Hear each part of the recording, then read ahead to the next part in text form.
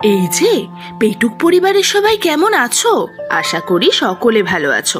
আচ্ছা, তোমাদের ভর্তা খেতে ঠিক কেমন লাগে? ভালোই লাগে, তাই না? তাহলে চলো আজকে দেখে নিই বরবটি ভর্তার রেসিপি। তার জন্য আমি নিয়েছি অনেকগুলো বরবটি, একটা পেঁয়াজ, একটা গোটা রসুন। এবার সমস্ত কিছুকে আমি কুচি করে কেটে নিয়েছি। এবার কড়াইতে বেশ কিছুটা সর্ষের তেল দিয়ে তাতে 1 চামচ গোটা জিরে আর কয়েকটা ঝালের জন্য শুকনো লঙ্কা দিয়ে খুব ভালো করে এটাকে ভেজে আমি তেল থেকে তুলে নিলাম। এবার ওই তেলের মধ্যেই বেশ অনেকগুলো রসুন আমি ভালো করে ভেজে নিয়ে সেগুলোকেও তুলে নিলাম। আবারও ওই তেলটার মধ্যে বরবটি কুচনোগুলো দিয়ে তাতে 1 চামচ নুন মিশিয়ে খুব ভালো করে ভেজে আমি তুলে নেব।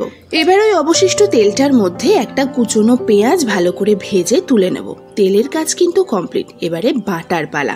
এবার সমস্ত কিছু দেখো আমি ভালো করে ভেজে নিয়েছি এবং সেগুলোকে ব্লেন্ডারে কিন্তু আমি বেটে নেব।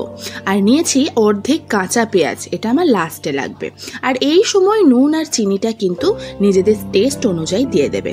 এবার ভালো করে সম্পূর্ণ জিনিসটা বাটা হয়ে গেলে ওই কাঁচা কুচনো পেঁয়াজের মধ্যে ভালো করে মিশিয়ে নিলেই কিন্তু রেডি বরবটি ভর্তা। এটাকে আর কড়াইতে নাড়ানাড়ি করার কোনো প্রয়োজন নেই। শুধু এক টুকরো লেবু আর বরবটি ভর্তা দিয়েই 1 থালা ভাত শেষ হবে, গ্যারেন্টি দিয়ে বলছি।